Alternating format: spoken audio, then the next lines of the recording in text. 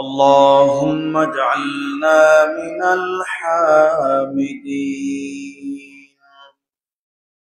وجعلنا من الشاكرين وجعلنا من المصلين حمدا يليق بجلاله وكماله سبحانه وتعالى له الحمد في الأولى والآخرة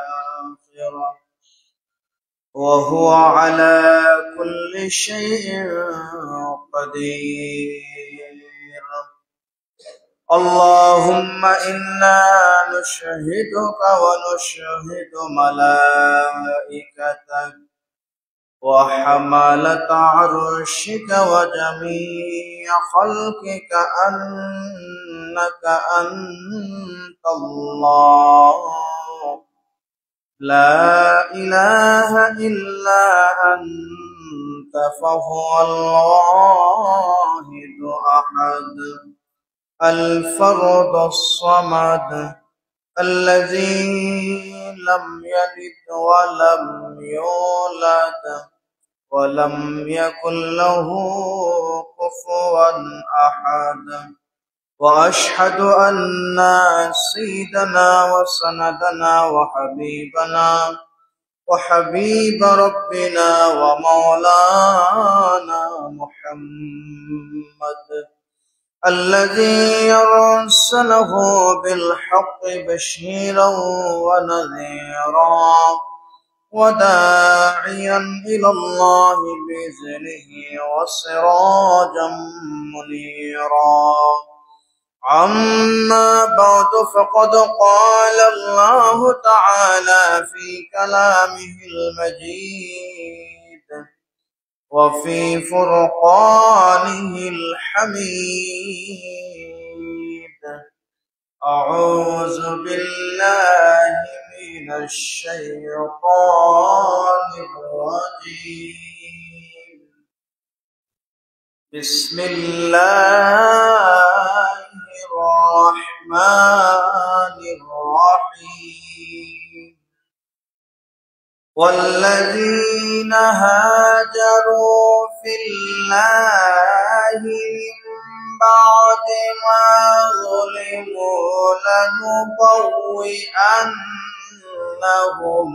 في الدنيا حسنة ولأجر الآخرة أكبر لو كانوا يعلمون. وقال تعالى ولو أنهم إذ ظلموا أنفسهم جاءوك فاستغفروا الله واستغفر لهم الرسول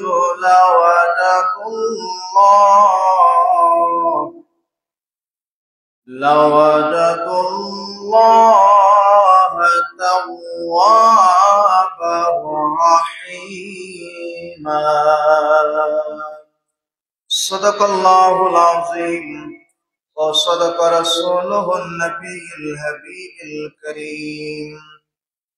عن عبد الله بن زيد المزاني أن رسول الله صلى الله عليه وسلم قال ما بين بيت ومنبر روضة من رياض الجنة.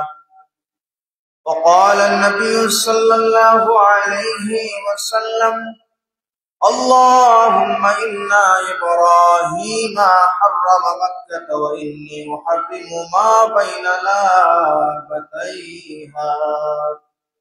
وقال تعالى في شان حبيبه مخبرا وآمرا إن إن الله وملائكته يصلون على النبي يا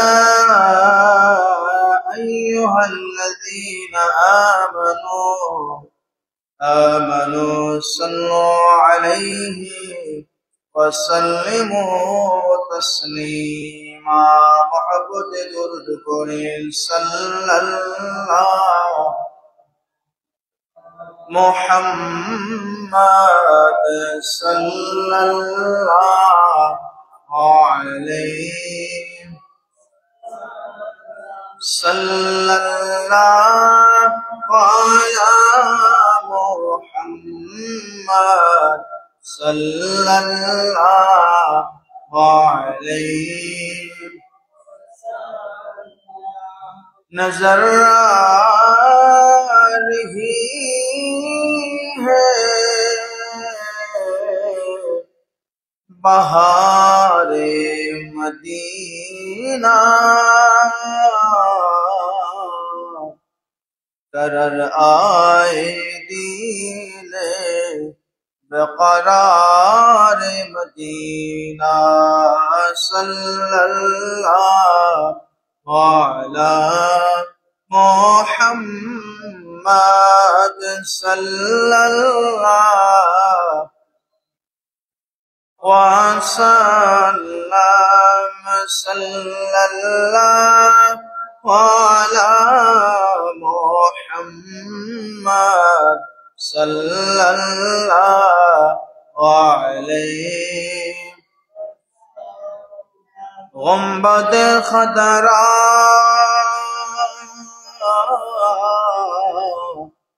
جب نظر میں آ گیا ہے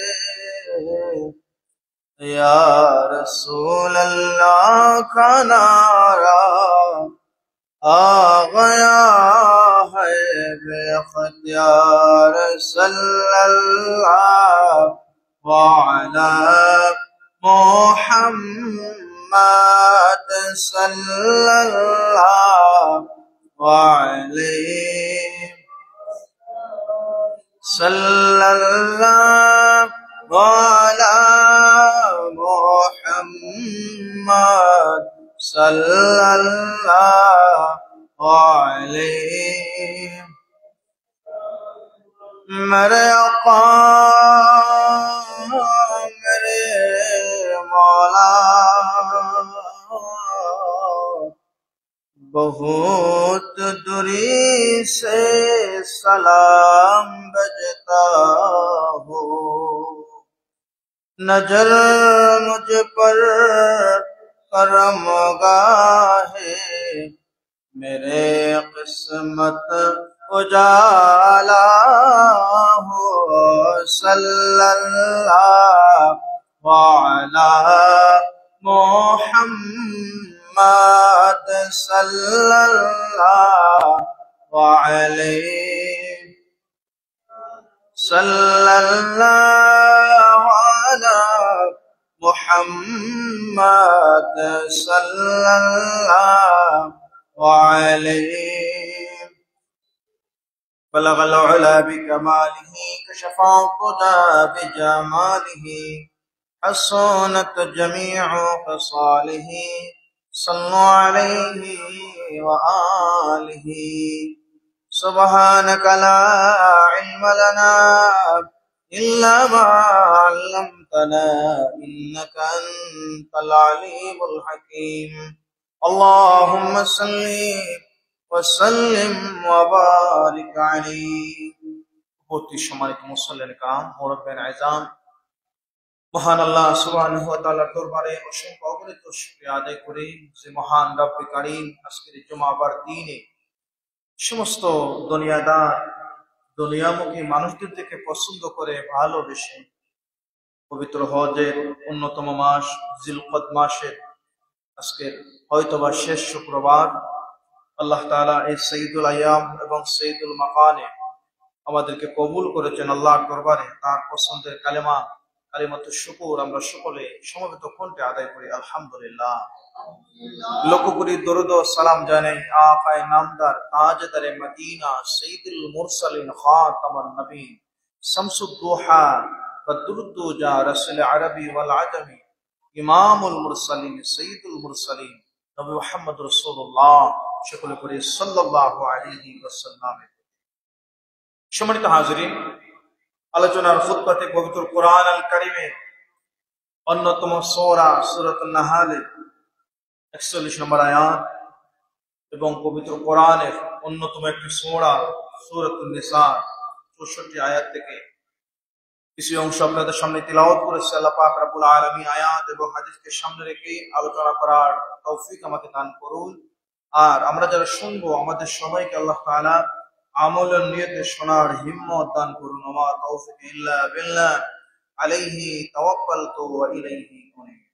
সম্মানিত হাজিরিন, যেহেতু হজের মৌসুম একজন মুমিন বান্দার জন্য জীবনে অন্যতম একটা কামনা, একটা বাসনা, একটা আকাঙ্ক্ষা থাকে আল্লাহর বাড়ি খানায়ে কাবা হেরেম শরীফে যাওয়ার, রওজা মুবারকে জিয়ারত করার। প্রত্যেকটা মুমিন বান্দার প্রতি, প্রত্যেকটা মুসলমানের অন্তরে এই আকাঙ্ক্ষা থাকে। যাদেরকে আল্লাহ পাক সামর্থ্য দান করেছেন এবং অনেকে এখন সামর্থ্য নাই কিন্তু আল্লাহ কবুল করেছেন বিদায় তারাও আল্লাহর বাড়ি এবং আল্লাহর হাবিবের রওজায় জিয়ারতের জন্য যেতে পারে। তো যারা মক্কা এবং মদিনায় যান, এই মানুষদের জন্য আল্লাহর হাবিবের মদিনা শরীফ কতটুকু গুরুত্বপূর্ণ আজকে আমরা সে বিষয়ে জানবো। মদিনা শরীফের ফজিলত এবং রওজা মুবারকের ফজিলত সম্পর্কে কিছুটা আপনাদের সামনে আমি বলার চেষ্টা করব।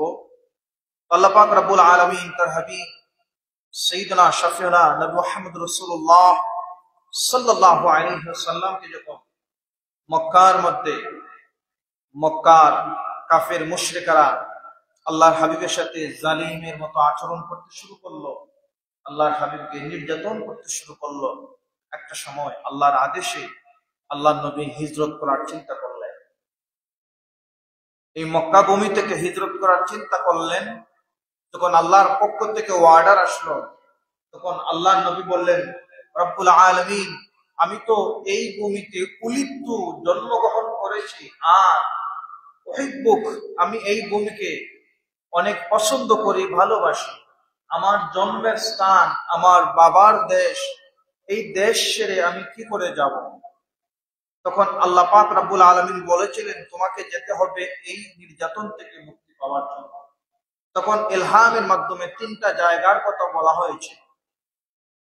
মদিনা, যেটা ইয়াসরিব ছিল, বাহরাইন এবং আরেকটা জায়গা, এই 3টা জায়গার কথা বলা হয়েছিল। তখন আল্লাহর নবী পছন্দ করেছিলেন ইয়াসরিবকে। ইয়াসরিব এমন একটা জায়গা ছিল, তখন মক্কাবাসীরা ওই জায়গার মধ্যে যেতেন না। এজন্য যেতেন না, ওই জায়গার মধ্যে রোগ বালাই লেগেই থাকতো। ওই জায়গার মধ্যে স্বাস্থ্যকর কোনো পরিবেশ ছিল না, যে পরিবেশের মধ্যে মানুষ উন্নতভাবে বসবাস করতে পারবে। এই জায়গা আল্লাহ তার হাবিবের জন্য নির্বাচন করলেন আল্লাহ নবীর পছন্দ অনুযায়ী। আল্লাহ পাক চাপায় দেন নাই, বলছেন, নবী তুমি যেখানে যাবা আমি তোমাকে সেখানে পাঠাবো। আল্লাহ নবী ইয়াসরিবকে পছন্দ করলেন। এই ইয়াসরিব, এই দুর্ভোগ এবং অনুন্নত জায়গাটা আল্লাহ নবী যাওয়ার কারণে আল্লাহ নবীর পদধূলিতে ইয়াসরিবটা মদিনাতুন নবী হয়ে গেল, বলে সুবহানাল্লাহ। মদিনা মানে হচ্ছে শহর। পৃথিবীতে আজ পর্যন্ত কোনো জায়গার নাম শুধু শহর নাই। হয়তো আছে বেগ শহর, ঢাকা শহর, খুলনা, সিলেট শহর, বিভিন্ন দেশে বিভিন্ন শহর আগে একটা নাম আছে, পরে হচ্ছে শহর। কিন্তু অনলি ওয়ান, কেবল একমাত্র একটাই জায়গা যেটার নামই হচ্ছে শহর, বলে সুবহানাল্লাহ। ওই জায়গাটা কি? ওই জায়গাটার নাম হচ্ছে মদিনা। আরবি কথা মদিনা মানে শহর। এই শহর কার শহর? মদিনাতুন নবী, নবীর শহর। এই শহর কেন সম্মানিত? এই শহরের মধ্যে নবীর বিচরণ ছিল। এই মদিনা এত দামি, অনেক হাদিস পাওয়া যায় এই মদিনা সম্পর্কে। মদিনা এমন একটা শহর আল্লাহ নবী যখন মদিনাল মুনাওয়ারায় আগমন করলেন, আগমন করে আল্লাহ নবী আল্লাহর কাছে দোয়া করলেন। সেটা সহিহ বুখারী এবং মুসলিমের মধ্যে হাদিসটা আসছে, আল্লাহুম্মা ইন্নী ইব্রাহিম হাররামা মক্কা, আল্লাহ তাআলা আপনি ইব্রাহিমের জন্য মক্কা নগরীকে হারাম অর্থাৎ নিরাপত্তার জায়গা বানাইছেন, মাকাম বানাইছেন, কল্যাণের নগরী বানাইছেন। ওয়া ইন্নী উহাররিমু বাইনা লাবাতাইহা, আর আমার জন্য এই শহরটাকে মদিনাকে নিরাপত্তার শহর বানায়া দেন বলে সুবহানাল্লাহ। আল্লাহ নবী দোয়া করছেন যে ইব্রাহিম নবীর জন্য তো আপনি মক্কা মুকাররমাকে নিরাপত্তার নগরী বানাইছেন, আয় আল্লাহ আমি দোয়া করলাম উহাররিমু আমার জন্য হারাম করে দেন, নিরাপদ করে দেন আমার উম্মতের জন্য যেই জায়গার মধ্যে আমি অবস্থান করলাম, মক্কা এবং মদিনার দুপাশের কঙ্করময় মরুভূমির মধ্যবর্তী একটা জায়গা মদিনা, এই মদিনাকে আমি হারাম ঘোষণা করছি, অর্থাৎ এই মদিনাটাও নিরাপত্তার নগরী মানুষের জন্য বলি সুবহানাল্লাহ। এরপরে আল্লাহ পাক রব্বুল আলামিন নবী মুহাম্মদ রাসূলুল্লাহ সাল্লাল্লাহু আলাইহি সাল্লামকে এই মদিনায় যাওয়ার কারণে মদিনাকে এত সম্মান দিয়েছেন। এই মদিনাকে ইন্নাল ঈমানা লা ইয়াযিরু ইলাল মাদিনাতি কামা তাযিরুল হাইয়াতু ইলাল হুজরিহা, এই হাদিসের মধ্যে বলা হয়, সহিহ বুখারীর মধ্যে আসছে, এই হাদিসের মধ্যে আল্লাহ নবী বলেন নিঃসন্দেহে মদিনাতে ঈমান আশ্রয় নেবে। মদিনা এমন একটা জায়গা যেভাবে একটা সাপ তার জন্য নিরাপদ জায়গা একটা গর্ত খুঁজে, ঠিক তেমনি ভাবে একটা ঈমানদারের জন্য মদিনাটা হচ্ছে ঈমানের আশ্রয়ের জায়গা বলি সুবহানাল্লাহ। মদিনা এমন একটা জায়গা, আল্লাহ নবীর হাদিস হচ্ছে মাসতাতা মিনকুম আন ইয়ামুতা বিল মাদিনাতি ফালইয়াফআল ফাইন্নী আশহাদু লিমান মাতা বিহা। আল্লাহ নবীর হাদিস হচ্ছে যে মানুষ মদিনা আমার শহরে এই মদিনাল মুনাওয়ারার মধ্যে ইন্তেকাল করবে, আল্লাহ নবী বলতেন কি বলতেছেন, ফাইন্নী আশহাদু, ওই ইন্তেকাল করনেওয়ালা মুমিন বান্দার জন্য উম্মতের জন্য কাল কিয়ামতের ময়দানে আমি তার পক্ষে সাক্ষ্য দেব বলে সুবহানাল্লাহ। যে মানুষ মদিনা শহরে ইন্তেকাল করবে ঈমান থেকে নবীর প্রতি প্রেম মহব্বত রেখে, আল্লাহ নবী বলতেছেন ওই উম্মতের জন্য আল্লাহর ওই বান্দার জন্য আমি নবী কিয়ামতের ময়দানে শাফাআত করব। এই হাদিসে বলা হয়েছে আশহাদু, আমি তার জন্য সাক্ষ্য দেব। একটু উচ্চ আওয়াজ দিয়ে বলবো না সুবহানাল্লাহ। নবীজি শহরে আপনি ইন্তেকাল করছেন, এই যে শহর এত সম্মানী, এই মদিনায় ইন্তেকাল করার কারণে আল্লাহ নবী ওই মানুষদের জন্য শাফাআত করবেন। এরপরে আল্লাহ পাক এই মদিনাল মুনাওয়ারাকে এত সম্মানিত করেছেন, এত দাম দিয়েছেন, শুনলে অবাক হয়ে যাবেন। এই মদিনাল মুনাওয়ারা আজকে পৃথিবীর প্রত্যেকটা শহর, প্রত্যেকটা দেশ রক্ষণাবেক্ষণের জন্য বিভিন্ন ধরনের স্থল বাহিনী, আকাশ বাহিনী, নৌবাহিনী, প্রত্যেকটা দেশের মানুষ, দেশের প্রধানমন্ত্রী, দেশের পরিচালক নির্মাণ করেছেন বা তাদেরকে কাজে নিয়োজিত রাখছেন পাহারা দেওয়ার জন্য, রক্ষণাবেক্ষণ। কিন্তু কেবলমাত্র একটা শহর, যে শহরটা আল্লাহর ফেরেশতারা নিরাপত্তার কাজের জন্য দায়িত্বরত আছেন বলে সুবহানাল্লাহ। এই শহরটা কোন শহর? এই শহর হচ্ছে মদিনা। মদিনা শহরটাকে, এটা আমার কথা নয়, আল্লাহ নবীর হাদিস আছে। এই হাদিসের মধ্যে বলা হয়েছে মদিনা এমন একটা শহর, মদিনার অলি গলিতে রাস্তাঘাটে ফেরেশতারা হেফাজতের দায়িত্বে নিয়োজিত থাকে, যাদের কারণে এই মদিনার মধ্যে কোনো মহামারী নাই, মদিনার মধ্যে প্লেগ রোগ নাই, মদিনার মধ্যে দাজ্জাল প্রবেশ করতে পারবে না সুবহানাল্লাহ। দাজ্জাল মদিনা শহরে, আল্লাহ নবীর শহরে দাজ্জাল প্রবেশ করতে পারবে না, এটা সহিহ হাদিস, সহিহ বুখারীর হাদিস, মুসলিমের মধ্যে আসছে যে দাজ্জাল এই শহরের মধ্যে প্রবেশ করতে পারবে না। এই শহরে যারা থাকবে, যারা অবস্থান করবে, বালাদা আমিন, যেভাবে মক্কা মুকাররমা বালাতে আমি নিরাপত্তা করি আল্লাহ পাক বানাইছেন ইব্রাহিমের সন্তানদের জন্য, ঠিক তেমনি ভাবে মুহাম্মদের উম্মতের জন্য মদিনাল মুনাওয়ারাও এমন একটা বালাতে আমি বানাইছেন এই জায়গার মধ্যে দাজ্জাল গিয়েও ওই অবস্থান করনেওয়ালা মানুষদেরকে পাকড়াও করতে পারবে না। উচ্চাওয়া দেবে সুবহানাল্লাহ। এরপরে শুনলে অবাক হয়ে যাবেন, আল্লাহ পাক তার হাবিবের মাধ্যমে এই মদিনা শহরকে এত সম্মান দিয়েছেন। মদিনা শহরের মানুষ শান্তপ্রিয়। মদিনা শহরের মানুষরা তাদের আশপাশে এলাকার মধ্যে জমিটা আল্লাহ পাক একটু উর্বর করলেন। এই মদিনা শহরের মধ্যে ব্যবসা বাণিজ্যের প্রচলন, মদিনা শহরের মধ্যে মানুষ যে ফসলগুলো বপন করে এই ফসলের মধ্যে আল্লাহ পাক রব্বুল আলামিন এত বরকত দিলেন। দেখা যায় মদিনা অল্প কিছু দিনের মধ্যেই মদিনার জমিনটা উর্বর জমিনে পরিণত হয়ে গেছে। বলে সুবহানাল্লাহ।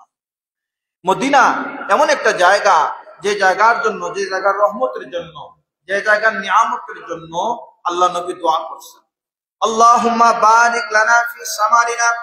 যখন কোন সাহাবীরা ফসলের গাছ থেকে ফসল পেরে আনতেন খাবার জন্য, আল্লাহ নবীকে হাদিয়া দিতেন, তোহফা দিতেন। আল্লাহ নবী এই ফল খেয়ে দোয়া করতেন, আল্লাহুম্মা বারিক লানা ফি সামারিনা। আল্লাহ তাআলা এই ফসলের মধ্যে, এই ফলের মধ্যে বরকত দান করুন। ওয়া বারিক লানা ফি মাদিনাতিনা ওয়া বারিক লানা ফি সাইনা ওয়া বারিক লানা ফি মুদ্দিনা। আল্লাহ নবী দোয়া করতেন যে আমার এই এরিয়ার ফসলের মধ্যে আপনি বরকত দান করুন, এবং বরকত দান করুন আমাদের জন্য, আমাদের মধ্যে পরিবারের জন্য, এই এরিয়ার জন্য, এই মদিনার জন্য, অর্থাৎ মদিনার সবকিছুর জন্য আল্লাহ নবী দোয়া করতেন। শুনলে অবাক হয়ে যাবেন, আল্লাহ নবী আরেকটা উসিলা নিয়ে দোয়া করলেন। হযরত আনাস ইবনে মালিক থেকে হাদিস, আল্লাহ নবী বলতেছেন, আল্লাহুম্মা জাআল বিল মাদিনাতি দি'ফাই মা জাআলতা বিমাক্কাতা মিনাল বারাকাহ। আল্লাহ তাআলা আপনি যেভাবে মক্কা নগরীতে আপনার বরকত দান করেছেন, মক্কা নগরীতে আপনার নিয়ামত দান করেছেন, আপনি তার দ্বিগুণ পরিমাণ মদিনার মধ্যে দান করুন। সুবহানাল্লাহ। নবী দোয়া করছেন যে আল্লাহ মক্কায় তো আপনি নিয়ামত দিবেন, তো দিবেন, মদিনায় আপনি দ্বিগুণ দান করুন। আল্লাহ নবীর দোয়া কবুল হয়েছে কি হয়েছে না? মদিনার মধ্যে এখন যারা হাজি সাহেবরা যান, উমরার মধ্যে যান, মদিনা এমন একটা জায়গা, যারা গেছেন তারা সচক্ষে দেখে, অনুভব করে, উপলব্ধি করে এসে বর্ণনা করেন মদিনা জায়গাটা বড় শান্তিময়, মদিনা জায়গাটা বড় শান্তিময়। কেননা ওই জায়গা শান্তি দান করার জন্য, ওই জায়গাটা শান্তপ্রিয় আরামদায়ক হওয়ার জন্য আল্লাহ নবী আল্লাহর কাছে দোয়া করেছেন, আর আল্লাহ পাক রব্বুল আলামিন তার হাবিবের দোয়াটা কবুল করেছেন, কোনো দোয়া ফিরিয়ে দেন নাই। সম্মানিত হাজিরিন, আল্লাহ পাক রব্বুল আলামিন এই মদিনাল মুনাওয়ারার মধ্যে, নবীর শহরের মধ্যে এত মর্যাদা দান করেছেন, এত মর্যাদা দান করেছেন। মদিনা একটা সময় উর্বর ছিল না, ইয়াসরিব থেকে, গোলান নগরী থেকে, ময়লার নগরী থেকে মদিনার নগরী হয়ে গেল। নবী করিম সাল্লাল্লাহু আলাইহি সাল্লামের এই মদিনা নগরীর মধ্যে এত সম্মানিত জায়গা হচ্ছে আল্লাহর নবীর রওজা মুবারক। এই রওজা মুবারকের পাশে একটা জায়গা আছে মসজিদে নববীর, এমন একটা জায়গা আছে মা বাইনা মিম্বারি। আল্লাহ নবী বলতেছেন আমার মিম্বর এবং ঘরের মধ্যখানে একটা জায়গা আছে, যেটাকে রিয়াদুল জান্নাহ বলা হয়। দুনিয়ার জমিনে জান্নাতের বাগান যেটাকে বলা হয় রিয়াদুল জান্নাহ। কেউ যদি ওই জায়গার মধ্যে নামাজ পড়ে আর দোয়া করে, আল্লাহ পাক তার জীবনের গুনাহ মাফ করে দিতে পারেন। সুবহানাল্লাহ। রিয়াদুল জান্নাহ এমন একটা জায়গা, দুনিয়ার মধ্যে জান্নাতের টুকরা। আচ্ছা বলেন তো, এই জায়গাটা কি এখন আসে না নাই? এটা বিশ্বাস আমাদের থাকতে হবে কিনা? প্রতিটা মুমিনের এই বিশ্বাস থাকতে হবে যে রিয়াদুল জান্নাহ কিয়ামত পর্যন্ত থাকবে। কতক্ষণ পর্যন্ত থাকবে? কিয়ামত সংগঠিত হওয়া পর্যন্ত এই জায়গাটা থাকবে। এখন প্রশ্ন যেটা হলো, বর্তমান সময়ে 70-80 এরকম বছর থেকে একদল উলামায়ে কেরামরা তারা মানুষের কাছে এই কথা প্রচার করেন যে মদিনায় গেলে মসজিদে নববীর মধ্যে যাও, রওজার মধ্যে যাও না। মসজিদে নববীতে যাও, ওই জায়গায় গেলে 50,000 রাকাত নামাজের সওয়াব মিলে, রওজায় যাওয়ার দরকার নেই। আর মসজিদে নববী, যিনি মসজিদকে মসজিদে নববী বানাইছেন, যিনি মসজিদে নববী 50,000 রাকাত নামাজের সওয়াব জিনার জন্য হয়েছে, তিনার রওজায় যারা জিয়ারত করবে না, আল্লাহ নবী বলতেছেন স্পষ্ট হাদিস, যারা হজে আসলো অথচ আমার জিয়ারত করলো না, সে আমাকে কষ্ট দিল। যারা উমরায় আসলো অথচ আমার সাথে সাক্ষাৎ করলো না, আমার জিয়ারত করলো না, সে আমাকে কষ্ট দিল। অন্য হাদিসের মধ্যে আসছে বাদা ওয়াফাতি, আমার ওয়াফাতের পর, মান যারা কবরি ওয়াজাবাত লাহু শাফাআতি, যারা আমার ওয়াফাতের পর আমার জিয়ারত করলো সেজন্য আমার সাথে সরাসরি সাক্ষাৎ করলো, সুবহানাল্লাহ। আর যারা আমার জিয়ারত করবে ওয়াজাবাত লাহু শাফাআতুহু, ওই বান্দার জন্য, ওই উম্মতের জন্য, ওই জিয়ারত করনেওয়ালার জন্য আমার শাফাআত ওয়াজিব হয়ে গেল, আবশ্যক হয়ে গেল, সুবহানাল্লাহ। এখন যে মানুষগুলো আল্লাহ নবীর রওজাকে রওজা বলতে রাজি না, তারা বলে নবীজির কবর। রওজা সম্মানিত জিয়ারতের জায়গা, অধিক পরিমাণে জিয়ারত হয়, এজন্য রওজা। আর জিয়ারত মাদার থেকে রওজা শব্দ এসেছে। 70 থেকে 80 বছরের আগে, 1000 বছর পর্যন্ত এমন কোন উলামায়ে কেরামের সাহস হয় নাই যে আল্লাহ নবীর রওজাকে কবর বলার। প্রত্যেকে সম্মান দিয়েছেন রওজা। রিয়াদুল জান্নাহ সেটা মানুষ বলে মানে, কিন্তু রিয়াদুল জান্নাহ কেন রিয়াদুল জান্নাহ হইছে? হাদিসের ব্যাখ্যার মধ্যে আল্লামা মোল্লা আলী কারির হাদিসের ব্যাখ্যা ফতহুল কাদিরের মধ্যে আসছে যে রিয়াদুল জান্নাহ এজন্য রিয়াদুল জান্নাহ হইছে, আল্লাহ নবী রিয়াদুল জান্নাহ অর্থাৎ মিম্বর এবং ঘরের মধ্যখান, ওই জায়গার মধ্যে বসে, মিম্বরে বসে, এই জায়গার মধ্যে বসে মানুষদেরকে দ্বীনের কথা বলতেন। ওই জায়গার মধ্যে বসে আল্লাহ নবী মানুষদেরকে দ্বীনের দাওয়াত দিতেন। ওই জায়গার মধ্যে বসে মানুষদেরকে জাহান্নাম থেকে জান্নাতের পথে আসার জন্য নসিহত করতেন। ওই জায়গার মধ্যে বসে আল্লাহ পাক তার হাবিব এমন কিছু কথা করেছেন, এমন কিছু কাজ করেছেন, যাতে করে প্রত্যেকটা মানুষ তার জীবন পরিবর্তন হয়ে যায়। অর্থাৎ দুনিয়ার সমস্ত কল্যাণকর কাজের ফয়সালা আল্লাহ নবী গুরুত্বপূর্ণ জায়গায় বসে করেছেন। এবং আল্লাহ নবী ওই জায়গার মধ্যে বসে আল্লাহর তাসবিহ, আল্লাহর তাহলিল করেছেন। এবং সাহাবীদেরকে এমন পরিমাণে তাহলিল করার জন্য, নিয়ামত গ্রহণ করার জন্য নসিহত করেছেন। এজন্য এই জায়গাটাকে আল্লাহ পাক দামি বানাইছেন। আল্লাহ নবী এখানে বসে বক্তব্য দিয়েছেন, নসিহত করেছেন, আল্লাহর শুকরগুজার করেছেন। এজন্য আল্লাহর কাছে পছন্দ হয়েছে, যার জন্য এই জায়গাটা আর জায়গায় রয় নাই, এই জায়গাটা রিয়াদুল জান্নাহ আল্লাহ পাক বানাই দিয়েছেন, সুবহানাল্লাহ। নবীজি জীবিত থাকা অবস্থায় ওই জায়গার মধ্যে নামাজ পড়ছেন, ওই জায়গার মধ্যে বসে জিকির আজকার করছেন, নসিহত করছেন। এজন্য এই জায়গাটা আল্লাহ পাক দুনিয়ার সবথেকে সম্মানিত জায়গা, জান্নাতের টুকরা বানাইছেন। আর ওই নবীর পাশেই যে রওজা মুবারকে শুয়ে আছেন, এই রওজা মুবারকের দাম আছে না নাই? কথা বলেন, আছে না নাই? জোরে বলতে হবে, আছে না নাই? এখন যারা বলে রওজা মুবারকে যাওয়ার প্রয়োজন নাই, তাদের ইমানের মধ্যে সমস্যা আছে না নাই? একজন মুমিনের ইমান থাকতে হবে। কেমন করে ইমান থাকতে হবে? একটা কোরআনের আয়াত আপনাদের সামনে তিলাওয়াত করেছি। সূরাতুন নিসার মধ্যে আল্লাহ পাক ইরশাদ করেন, ওয়ালাউ আন্নাহুম ইযলামু আনফুসাহুম জাউকা ফাস্তাগফিরুল্লাহ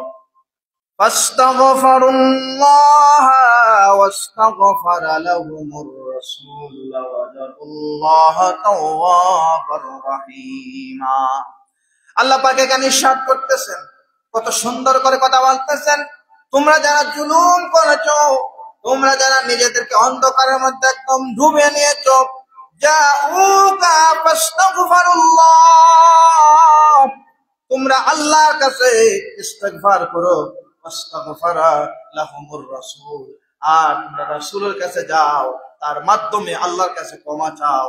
যদি এভাবে কেউ ক্ষমা চায়, লাওয়াজাদুল্লাহ তাওয়াবার রহিমা, নবীকে উসিলা বানায়া, নবীকে সামনে রাইখা আল্লাহর কাছে তাওবাতিল্লাহ করলেন, ইস্তিগফার করলেন, এরপরে বলবেন, আয় আল্লাহ, আপনার নবী ওয়াস্তাগফারা লাহুমুর রাসূল, আপনার রাসূলের উসিলা নিয়ে যখন আল্লাহর কাছে ইস্তিগফার করবেন, তওবা করবেন, লাওয়াজাদুল্লাহ তাওয়াবার রহিমা, আল্লাহ পাক রব্বুল আলামিন ওই তওবাকারীর তওবাটা কবুল করবেন, সুবহানাল্লাহ। বাস্তব ঘটনা তাফসীর ইবনে কাসিরের মধ্যে ইমাম আতাবী কেউ কেউ বলছেন তিনি সাহাবী, অনেকে বলছেন তাবেঈ। এই ব্যাখ্যার মধ্যে, এই আয়াতের ব্যাখ্যার মধ্যে একটা ঘটনা আনছেন। একজন বেদুইন, গভীর মনোযোগ দিয়ে শুনবেন ভাইরা, নবী প্রেমকে জিনিস যদি আপনার ভিতরে নবীর প্রেম না থাকে তাহলে আপনার জীবনটাই বৃথা। কারণ নবী হচ্ছেন আমাদের ঈমান। নবী যদি আপনার ভিতরে, আপনার অন্তরে না থাকেন তাহলে আপনার ঈমানের মূল্য থাকবে না। কারণ তিনি হচ্ছেন শারের শরীয়ত। আল্লাহ নবী বলছেন আল্লাহ এটা পছন্দ হয়েছে। বাইতুল মুকদ্দাসে যখন নবী নামাজ পড়লেন, মনের মধ্যে টান মদিনা, মনের মধ্যে টান হারামের দিকে। আল্লাহ নবীর মনে যেহেতু এই টান আসছে, মহব্বত আসছে, আল্লাহ পাক শারের শরীয়ত করে দিলেন, কেবলা করে দিলেন হারামের দিকে। কেন করলেন? নবী চাইছেন, বিদায় হয়েছে। এভাবে শারের শরীয়ত কেন বলা হয়? শরীয়তের যত জিনিসগুলো আল্লাহ পাক বান্দাদের জন্য, উম্মতের জন্য আবশ্যক করেছেন, যদি ব্যাখ্যা করেন, খুঁজে দেখেন, দেখবেন আল্লাহ নবী চেয়েছেন, বিদায় আল্লাহ পাক দিয়েছে। তো একজন বেদুইনের কথা তাফসীর ইবনে কাসিরের মধ্যে লেখা হলো, ওই বেদুইন আল্লাহর কোরআনের ওই আয়াতটা বললাম, লাওয়াজাতুল্লাহ তাওয়াবার রহিমা, তোমরা ইস্তিগফার করো ওই জায়গায় যাইয়া, আর ওয়াস্তাগফারার রাসূল, রাসূলের উসিলা নিয়ে ইস্তিগফার করো, আল্লাহ পাক ওই তওবা কবুল করবেন। একজন বেদুইন গুনাহগার আরব চিন্তা করলো, যেহেতু কোরআনে আল্লাহ পাক আয়াত নাযিল করছে, আল্লাহর কোরআনের কথা কখনো মিথ্যা হতে পারে না। যেহেতু আল্লাহ পাক কোরআনে বলছেন নবীকে উসিলা নিয়ে যদি তওবা করি তওবা কবুল করবেন, সে নিজের গুনার প্রতি অনুতপ্ত হইয়া আল্লাহ নবী রওজা মুবারকের পাশে গেল, গিয়ে দেখলো যে আল্লাহ নবী আর জীবিত নাই। কিছুদিন হয়েছে আল্লাহ নবী দুনিয়া থেকে স্থানান্তর হয়ে রওজা মুবারকের মধ্যে শুয়ে আছেন। নামাজ পড়লাম, তাওবা করলাম, ইস্তিগফার করে আল্লাহ নবী রওজা মুবারকের পাশে দাঁড়াইয়া ওই মানুষটা ইস্তিগফার করলো আর আল্লাহর কাছে দোয়া করলো। একটা কবিতা ওই মানুষটা বলেছিল। কোন কবিতা বলছে? ইয়া খায়রা মান দুফিনাত বিল কায়া আজমুহু ফাতাবা মিন বিহিন্নাল কাজু ওয়াল আযামু নাফসিল ফিদায়া বিল কাবদিন আনতা সাকিনুহু ফিহিল আফাফু ওয়া ফিহিল জুদু ওয়াল কারাম। মানুষটাই কবিতাটা বলে, বিলাপ করে, কান্না করে সে আবার তার জায়গার মধ্যে চলে গেল। মদিনার আল্লাহ নবীর রওজার পাশে আতাবি নামক এই তাবি ছিলেন, আরাম করতেছেন। রাতের অন্ধকারে স্বপ্নের মধ্যে দেখলেন আল্লাহ নবী তিনার সাথে দিদার দিতে সাক্ষাৎ দিচ্ছেন। আল্লাহ নবী সাক্ষাৎ দিলেন আর সাক্ষাৎ দিয়ে বললেন, হে আতাবি, আমার ওই বেদুইন আরবীকে ঘোষণা দাও আল্লাহ তার জীবনের গুনাহ মাফ করে দিয়েছেন। সুবহানাল্লাহ। আল্লাহ নবী দুনিয়া থেকে চলে যাবার পর ওই মানুষটা আল্লাহ নবী রওজার পাশে গেছে, গিয়ে তাওবাতিল্লাহ করেছে, ইস্তিগফার করেছে নিজের জীবনের গুনাহর জন্য, নিজের জীবনের গুনাহর জন্য আল্লাহর কাছে তাওবা করেছে আর আল্লাহর কাছে, আল্লাহ নবীর উসিলা নিয়ে আল্লাহর কাছে দোয়া করেছে, আল্লাহ পাক কবুল করছে। আর এই যে কবিতাটা ওই বেদুইন বলেছিল, এই কবিতাটা আল্লাহর কাছে এত পছন্দ লাগছে। বর্তমান সময়েও আল্লাহ নবীর রওজা মুবারকের খাম্বা, যারা গেছেন মদিনা শরীফের মধ্যে, আপনারা দেখে আসছেন। এই যে আমি কথাটা বললাম, এটা রওজা মুবারকের খাম্বা, অর্থাৎ যে এই আমাদের দেশে পিলার বলা হয়, পিলারের মধ্যে কবিতাটা লেখা আছে।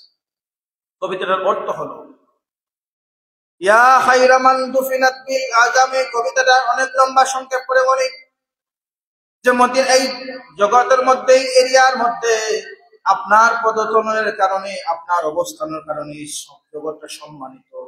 আর এই কবরের মধ্যে নাফসিল ফিদায়া বিল কবরিন আনতা সাকিনুহু, আর আপনি যে কবরের মধ্যে শুয়ে আছেন, আপনি যে রওজার মধ্যে শুয়ে আছেন, শুয়ে থাকার কারণে এত কল্যাণকর হয়েছে। এই কবরটা আমাদের জন্য সাকিন, আমাদের জন্য শান্তি, আমাদের জন্য রহমত নেওয়ার জায়গা, আমাদের জন্য সান্ত্বনা খুঁজে পাওয়ার জায়গা। এর জন্য ওই বেদুইনের দোয়া আল্লাহ পাক কবুল করলেন। আল্লাহ নবী দুনিয়া থেকে চলে যাবার পর এমন দোয়া আল্লাহ নবীর উসিলা নিয়ে সে দোয়া করেছে। এজন্য যে মানুষগুলো বলে যে উসিলা করা যাবে না, তাদের জন্য স্পষ্ট দলিল হলো যে আল্লাহ নবীর উসিলা নিয়ে দোয়া করা যাবে। উসিলার মধ্যে সর্বশ্রেষ্ঠ উসিলা হলো আল্লাহর হাবিবের উসিলা। ওই উসিলা নিয়ে যারা দোয়া করবে, আল্লাহ আপনার হাবিবের ওয়াসাতায় আমার জীবনের গুনাহ মাফ করে দেন, আল্লাহর হাবিবের উসিলায় আমার অসুস্থতাকে আপনি মুক্ত করে দেন, আপনার নবীর উসিলায় আমার অশান্তি দূর করে দেন, আল্লাহ এই দোয়া কবুল করবেন কি করবেন না? গ্যারান্টি আমরা পাইলাম কি পাইলাম না? স্পষ্ট গ্যারান্টি তো আমরা পাইলাম। এভাবে অনেক ঘটনা আছে। ইমাম কুরতুবী, তাফসীরে কুরতুবী যিনি লিখেছেন, ইমাম কুরতুবী আল্লাহ নবীর রওজার মুবারকে গেছেন, দীর্ঘদিন এখানে অবস্থান করেন। ইমাম কুরতুবী রওজায় গেছেন, চিন্তা করলেন আমি তো মদিনার মেহমান, আমি তো রওজাতুন নবীর মেহমান, তাহলে আমার খাবার দাবারের চিন্তা আমি করতে হবে না, যেহেতু মদিনায় আসছি মদিনার বাদশাহ আমার খাবারের চিন্তা করবেন। একটা সময় সেই জায়গার মধ্যে মুসাফিরখানা ছিল, দীর্ঘ লম্বা লাইন ধরে মানুষ খাবার খাইতেন। মক্কার মানুষরা তাদেরকে মেহমানদারি করতেন মুসাফিরদের। ইমাম কুরতুবী একটা সময় হলো, ইমাম কুরতুবী দীর্ঘদিন হয়ে যাচ্ছে তিনি খাবার পাচ্ছেন না, নিজে কথা বলবেন, উঠে দাঁড়াবেন এই শক্তি খুঁজে পাচ্ছেন না। তিনি রাতের অন্ধকারে আল্লাহর কাছে তওবা করলেন আর বললেন, আমি নবীর মেহমান, আমি নবীর মুসাফির হয়েছি, সুতরাং আমার খাবারটা নবী ব্যবস্থা করলেন।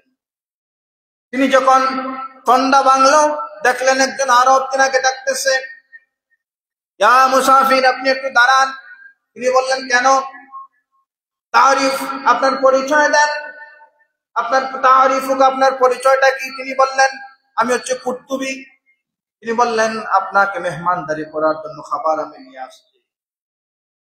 ইমাম কুরতুবী অবাক হয়ে গেলেন, আমি যে খাবার খাই নাই, আমি যে অভুক্ত আছি, আমি তো কোনো মানুষকে বলি নাই, আমি একদম আল্লাহকে বলেছি। আর বলেছি আল্লাহ আমি তো আপনার নবীর মেহমান হয়ে আসছি, আর আপনার নবীর মেহমান হয়ে আমি কেমন করে উপবাস থাকবো? তখন ওই আরব বলতেছে, ও আল্লাহর বান্দা, আমি রাতের অন্ধকারে স্বপ্নের মধ্যে দেখতে পেলাম আল্লাহ নবী আমার সাথে সাক্ষাৎ দিলেন, আর আমাকে বললেন যে আমার মেহমান এখানে উপবাস করতেছে, ইমাম কুরতুবী তুমি যাও আমার এই মেহমানের খাবারের ব্যবস্থা করো। বলে সুবহানাল্লাহ। এজন্য নবীজির উসিলার দরকার আছে। ভাইরা, নবীর প্রেম এমন একটা জিনিস, নবী প্রেম যদি আপনার ভিতরে না থাকে, নবীর মহব্বত যদি না থাকে, আপনার ইবাদতের স্বাদ আপনি খুঁজে পাবেন না। এই যে বললাম মদিনা, নবী হচ্ছেন আমাদের ঈমান। ঈমান তখনই আপনার পরিপূর্ণ হবে যখন নবীর মহব্বত আপনার ভিতরে থাকবে। শাফাআত আহলিল কাবায়ের, আল্লাহ নবী একদল কবিরা গুনাহ করনেওয়ালা মানুষদেরকে কিয়ামতের ময়দানে শাফাআত করবেন। যদিও বান্দা না বুঝে কবিরা গুনাহ করে ফেলছে, কিন্তু বান্দা বুঝে অথবা না বুঝে কোনোদিন নবীর বিরুদ্ধাচরণ করে নাই। যারা নবীর পক্ষে কাজ করে, যারা নবীকে মহব্বত করে, নবীর আতাআত করে, নবীর সুন্নাত মানে নেয়, ওয়ামা আরসালনা মির রাসূলিন ইল্লা লিইউতাআ বিইযনিল্লাহ, যারা পরিপূর্ণভাবে ওই রাসূলকে, যে রাসূল একমাত্র আল্লাহর কাছে সুপারিশ করলে আল্লাহ পাক কবুল করেন, ওই রাসূলের আতাআত করে অনুসরণ করে, ওই বান্দারা, ওই উম্মতরা যদি আল্লাহর কাছে একটা দোয়া করে আর উসিলা চায়, আল্লাহ পাক রব্বুল আলামিন ওই নবীর শাফাআতের কারণে, উসিলার কারণে বান্দার জীবনের গুনাহ maaf করে দেন। বলে সুবহানাল্লাহ। সম্মানিত হাজিরিন, নবীর প্রেম কেমন করে আপনি প্রকাশ করবেন? মানুষের সাথে বলতে হবে না আমি নবীকে মহব্বত করি। আপনি নবীর জন্য রাতের অন্ধকারে প্রতিদিন বেশি নাই মাত্র 10 বার দুরূদ শরীফ পড়ে ঘুমান, মাত্র 10 বার দুরূদ শরীফ পড়ে ঘুমান, অসুবিধা নাই। সম্ভব যদি হয় প্রতি নামাজের পরে আপনি হেঁটে হেঁটে বাড়িতে যাচ্ছেন, আস্তে আস্তে করে আল্লাহ নবীর কিছু ইস্তেগফার করুন, আল্লাহ নবীর কিছু দুরূদ শরীফ পড়ুন। এটাই হচ্ছে নবীর মহব্বত। নবীর দুরূদ শরীফ পড়ে একবার আপনি পড়বেন, আল্লাহ পাক 10টা রহমত দান করবেন, 10টা গুনাহ maaf করে দিবেন, 10টা মর্যাদা বাড়াই দিবেন। পড়লেন মাত্র একবার, পড়লেন মাত্র একবার, কিন্তু 10টা গুনাহ maaf, 10টা মর্যাদা বৃদ্ধি। শুধু তাই নয়, আরো অসংখ্য নিয়ামত আল্লাহ পাক দান করবেন। কিন্তু দেখা যায় এই নবীর দুরূদ শরীফের প্রতি আমাদের আগ্রহ কম। অনেকেই নবীর দুরূদ শরীফ পড়তেছেন না। এজন্য নবীর মহব্বত যদি আপনার ভিতরে না থাকে, আজকে একথা নবী মদিনার ফজিলত এবং আল্লাহ নবীর রওজার গুরুত্ব এজন্য আমরা আলোচনা করলাম বা শুনলাম। অনেক মানুষ, বিশেষ করে পশ্চিমা দেশগুলোতে যে মুসলমানরা আছে, তাদেরকে খারিজিয়ত মানুষ যারা আছেন, খারিজিয়ত ওয়াহাবিয়ত মতবাদ লালনকারী কিছু ভাইয়েরা আল্লাহ নবীর রওজা থেকে তাদেরকে বঞ্চিত করতে চান। যারা ইদানিং গেলে গেছেন তারা দেখবেন রওজার সামনে বেশি সময় দাঁড়াইয়া দোয়া করতে দেয়া হয় না, রওজার সামনে দাঁড়াইয়া আল্লাহর হাবিবের শানে কিছু বলতে দেয়া হয় না, খুব তাড়াতাড়ি একদম চলে আসতে হয়। কিন্তু একটা সময় এই রওজার অবস্থা এমন ছিল না, একজন আশিক চাইলে তার মন মতো ইচ্ছা মতো বসে আল্লাহ নবীকে তার মনের আবেগ, তার মনের বেদনা, তার মনের আল্লাহ হাবিবের প্রেম কবিতার মাধ্যমে, গজলের মাধ্যমে সে প্রকাশ করতে পারে। কিন্তু এই রহমত থেকে মানুষদেরকে বঞ্চিত করা হচ্ছে। অথচ এটা এমন একটা জায়গা, এটা এমন একটা জায়গা যে জায়গার মধ্যে দাজ্জাল প্রবেশ করতে পারবে না। ওই জায়গার মধ্যে যারা থাকবে, দাজ্জাল যে সময় আসবে, যারা মদিনা শহরের মধ্যে থাকবেন, ওই মানুষরা দাজ্জালের কবল থেকে আল্লাহ পাক তাদেরকে ফেরেশতাদের মাধ্যমে রক্ষা করবেন বলে সুবহানাল্লাহ। মদিনার প্রবেশ নগরীতে সহিহ বুখারীর হাদিস, মুসলিম শরীফের হাদিস হচ্ছে, ওই নগরীর প্রবেশ দ্বারের মধ্যে আল্লাহ পাক ফেরেশতা নামক সেনাবাহিনীর মাধ্যমে মানুষদেরকে রক্ষা করবেন দাজ্জাল থেকে। তারা কারা আর জায়গাটা কোথায়? জায়গা হচ্ছে আল্লাহর নবীর রওজার আশপাশ, এই মদিনা শহরের মধ্যে। এজন্য এই শহরের দাম আসে না নাই। আগে বলছি, অনেকে আপনারা দেরি করে আসছেন, শুনেন নাই। মদিনা শহরের মধ্যে যারা স্বাভাবিক অবস্থায় ইন্তেকাল করেন, আল্লাহ নবী বলতেছেন ওই আমার শহরে রওজা মুবারকের পাশে মদিনায় ইন্তেকাল করার কারণে ওই উম্মতের জন্য কিয়ামতের ময়দানে আমি শাফাআত করব বলে সুবহানাল্লাহ। তবে ভিতরে থাকতে হবে নবীর প্রতি মহব্বত, নবীর ইতাআত, নবীর জীবনী অনুসরণ, নবীর তা'মুরুনা বিল মারুফ ওয়া তানহাউনা আনিল মুনকার। নবী যে আমাদেরকে ডানের দিকে ডেকেছেন, ডানের পথ খুঁজে দিয়েছেন, আমাদেরকে জান্নাতের জন্য কোন পথে যেতে হবে এই পথ যারা অনুসরণ করবেন এবং বাম পথ থেকে নিজেদেরকে বাঁচিয়ে রাখবেন, এই মানুষগুলো যদি মদিনা শহরে ইন্তেকাল করেন, নবী তাদের জন্য শাফাআত করবেন। এজন্য ঈমানের ঠিকানা হচ্ছে মদিনা, মদিনাতুন নবী। আল্লাহ পাক রব্বুল আলামিন যাদেরকে সামর্থ্য দিয়েছেন, আপনারা চেষ্টা করবেন ওই জায়গার মধ্যে যাওয়ার। জীবনে একবার যদি নবীর জিয়ারত করেন, ওয়াজাবাত লাহু শাফাআতুহু। এটা আল্লাহ নবীর নিজের জবান মুবারকের কথা, এটা আমার বানানো কথা নয়, কোনো আলিম উলামার বানানো কথা নয়। একবার যদি আপনি জিয়ারত করতে পারেন ভাই, আর যদি মন থেকে নবীর প্রেম নিয়ে রওজা মুবারকের পাশে দাঁড়াইয়া নবীর জন্য কিছু কথা বলেন, নবীর রওজার পাশে দাঁড়াইয়া আসসালাতু ওয়াসসালামু আলাইকা ইয়া রাসূলুল্লাহ, দুইজন সাহাবী আছেন, সাইয়্যিদিনা আবু বকর, সাইয়্যিদিনা ওমর, তাদেরকেও সালাম দিবেন। আর আল্লাহর নবীর কাছে নবীর প্রেম ভক্তি নিয়ে যদি আপনি কিছু কথা বলতে পারেন, মদিনা শহর সেরে আসার আগেই আপনি নবীর সাক্ষাৎ পেয়ে যাবেন স্বপ্নের মাধ্যমে, সুবহানাল্লাহ। তবে আপনাকে নিয়ে যেতে হবে গভীর প্রেম, যে প্রেমের মধ্যে কোনো খাত নাই, যে প্রেমের মধ্যে কোনো ভেজাল নাই, যে প্রেমের মধ্যে কোনো অশান্তি নাই, যে প্রেমের মধ্যে কোনো কি নাই, দুনিয়ার মুখী কোনো চিন্তা নাই। আজকে মদিনা শরীফের মধ্যে যাইয়া আপনি মানুষকে প্রচার করতেছেন আমি মদিনায় আসছি, ওই দিন তাকে ওই কাজ করলাম, সেই কাজ করলাম। যারা আশিক রাসূল, যাদের ভিতরে নবীর প্রেম আছে, তারা মদিনার মধ্যে যাইয়া মানুষকে দেখাতে চায় না, চোখের জল ছেড়ে ছেড়ে বলে, ইয়া রাসূলুল্লাহ, ইয়া হাবিবাল্লাহ, আমি আপনার গোলাম, আপনার গোলাম হিসাবে এসেছি, আপনার গোলামকে আপনি একটু নজর দেন, আপনি একটু দেখুন। ইয়া রাসূলুল্লাহ, আপনার রওজার পাশে বসে কত মানুষ আপনাকে ডেকেছে, তার সব কথা আপনি শুনেছেন, আপনি তার কথা তার সাথে কথা বলেছেন। ইয়া রাসূলুল্লাহ, এই রওজার পাশে বসে কত মানুষ তার জীবনের গুনাহ মাফ করানোর গ্যারান্টি নিয়ে গেছে। এই যে আরব বেদুইনের কথা বললাম, যে বেদুইনটা গুনাহগার ছিল, কিন্তু আল্লাহর কোরআনের সূরাতুন নিসার এই আয়াতটা যখন বান্দা শুনলো, যে আল্লাহ পাক নিজেই ঘোষণা করেছেন, কি বলছেন? আল্লাহ পাক বলেছেন, ওয়ালাউ আন্নাহুম ইযলামু আনফুসাহুম জাউকা ফাস্তাগফিরুল্লাহ ওয়াস্তাগফারা লাহুমুর রাসূল লাওয়াজাদুল্লাহ তাওয়াবার রহিমা। তোমরা আল্লাহর কাছে তওবা করবা, আল্লাহর কাছে দোয়া করবা, আর নবীকে উসিলা এনে যখন এই দোয়া করবা, আরব বেদুইনটা করেছিল, তার জীবনের গুনাহ মাফ করে দিয়েছেন, এবং এই জীবনের গুনাহ যে মাফ হয়েছে সেটার গ্যারান্টিও আল্লাহ নবী সাথে সাথেই তাকে পৌঁছাই দিয়েছেন। এই নবী রওজা মুবারকে আজ আসেন কি নাই? কথা বলেন, আসেন না নাই?